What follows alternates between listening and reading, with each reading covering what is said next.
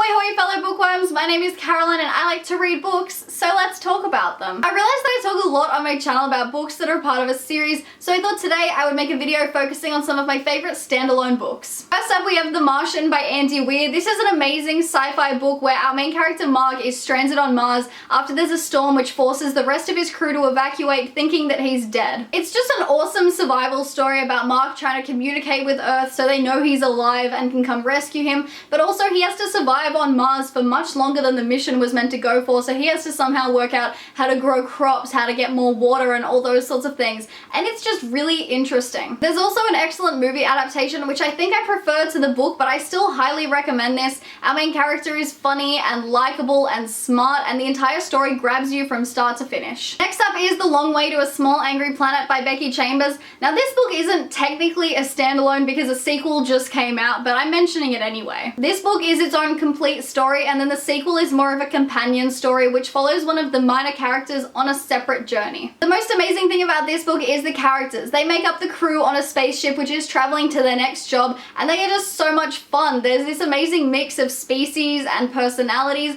and they mix really well together, and it's just a really charming and fun and enjoyable story. The next book I'm going to mention is a classic, and it's Brave New World by Aldous Huxley. This is one of my favorite classics ever. It examines a future society where brainwashing and genetic engineering have made people happy. Then we have a savage character arrive, and we get to see the world for what it is.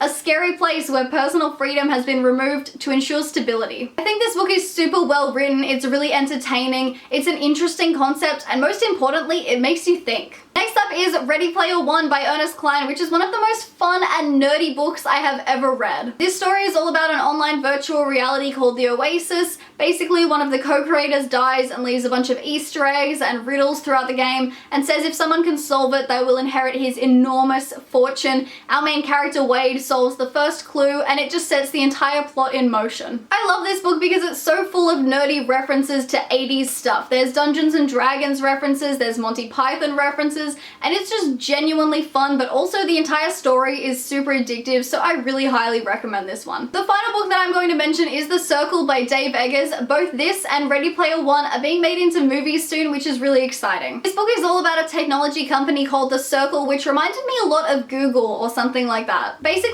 our main character May gets a job there, and things are going pretty well for a while, but we slowly come to realize that this company has more control than any company should, and things get scary pretty quickly, and I just thought it was really interesting because it seems like something that could actually happen in our future. So there were some kind of slow points in this book, but overall I found it really entertaining and I highly recommend it. There we go, those are some of my favorite standalone books. If any of you guys read these based on my recommendations, I hope you enjoyed them as much as I did because they are all really excellent books. I upload videos Mondays, Wednesdays, and Saturdays, so be sure to like this one and subscribe to my channel and stay tuned on those days for more bookish goodness. Toodaloo!